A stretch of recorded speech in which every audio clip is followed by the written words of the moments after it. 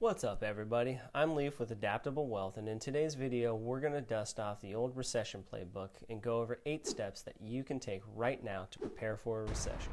I'm sure you've been hearing about the potential recession coming down the pike. The truth is, nobody knows for sure whether or not we will officially enter a recession. Still, with banks failing, wars popping off, and 16% inflation over the past couple of years, it seems to be a pretty damn good time to revisit exactly what you can do to prepare for a recession. And the good news is that every single one of these will help us position ourselves for future growth and opportunities regardless of whether a recession hits or not. Ready? Let's kick it off. First, we need to focus on getting our finances in order while we're still employed and times are good. There's the old adage that it's wise to prepare in good times for what awaits you in bad times. The very first thing we're going to do is start building an emergency fund.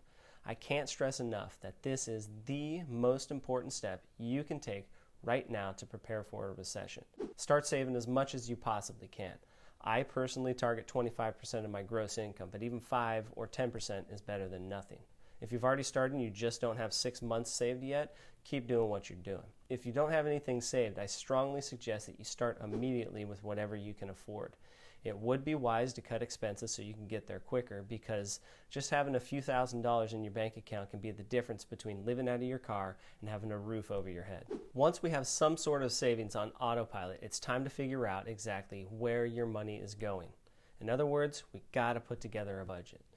Now, there's a ton of shortcuts out there, and sure, they're better than nothing, but they're not real budgets. In my opinion, you gotta go through the fully detailed budget if you're truly ready to start taking control of your financial future. A budget not only helps us understand where our money is going, it helps us determine exactly how much we can save out of each paycheck.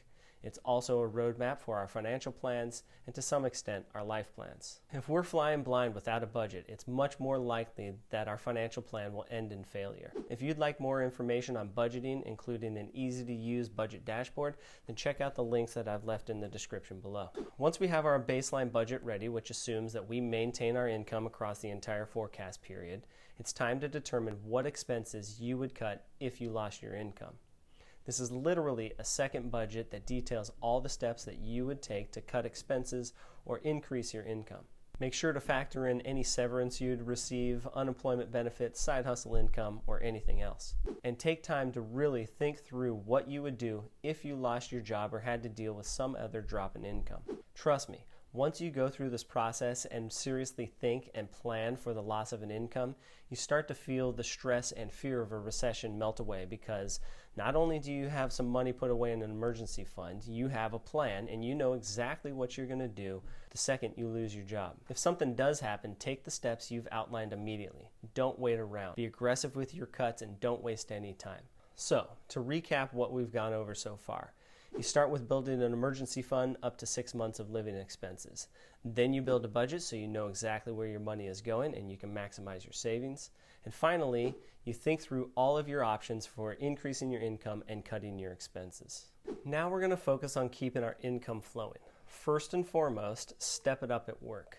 Stay focused and productive the entire workday. Show them that you're valuable and that you're worth keeping around, even if you may be one of the more expensive employees. Another way to make yourself more valuable is to volunteer for side projects that add value for your boss's boss. You want to make yourself as visible to as many people who make decisions as possible. This way, even if your boss doesn't vote to keep you, there's a chance someone higher up will. Next, we're going to want to test the job market. Update your resume and start sending out applications. The purpose is not to immediately find a job, although if you come across something good, by all means, take it. Rather, the purpose is to get some practice interviewing while you're still employed. Sure, it'll take some time and effort at first, but after about 5 or so interviews, you'll be dialed in with good answers to all their lame questions like, "Tell me about your weaknesses," or "Where do you see yourself in 5 years?" You'll have good answers down and be much more prepared for the good jobs when they come up. The third way to keep your income flowing is to diversify your income by starting a side hustle or business. Diversifying your income is one of the most powerful things you could do for yourself and your family. Not only financially, but for peace of mind as well. Should you lose your job, at least you haven't lost 100% of your income. In fact, the average millionaire has about 7 different streams of income, including a job, a side hustle or business, real estate rentals, stock dividends, bond interest, etc. Once you have your financial house in order and you have taken steps to keep your income flowing, we want to start making investments that will support those first 2 goals. And we can do this by proactively networking. A lot of people think networking is going on LinkedIn or Facebook and just adding as many people to your contacts as possible. While that is a step in the right direction, networking is about much more than just that. True networking is about true relationship building, not just schmoozing with people online. And in order to develop true relationships, you got to meet people in person at events like job fairs or networking events. And while you're there, promote their materials, vouch for them in terms of the skills they have, be a reference for them, introduce them to people that you think they can benefit from, and so on. In other words, make the effort to really get to know them and go out of your way for them. You'll soon find that they'll be willing to do the same thing for you, which can be a huge plus when you're looking for your next opportunity. The 8th and final step to prepare for a recession is to always be building your skills. This is the primary way you can guard against being laid off in the first place. If you're constantly on the leading edge of the knowledge and skills in your area of expertise, there's a much better chance that you'll be seen as someone who must be kept at all costs. Once your skills start deteriorating versus your competition, it's the beginning of the end.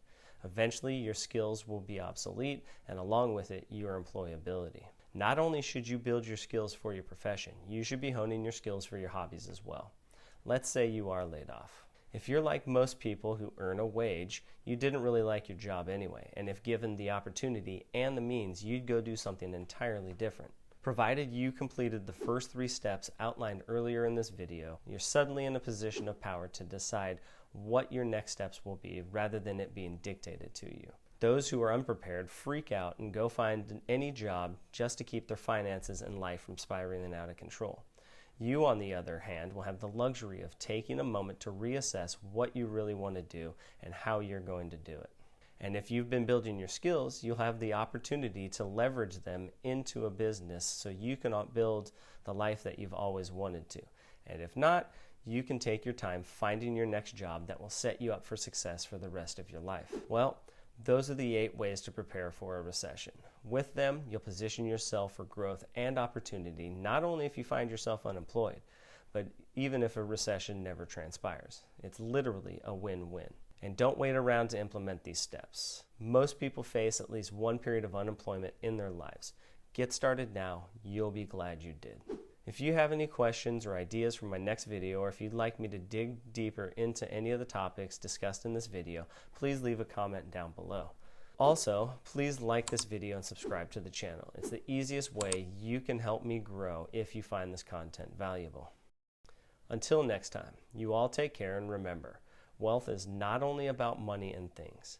Your time and health are just as important, and working to improve all 3 pillars of wealth is key to being adaptable, resilient, and thriving in life.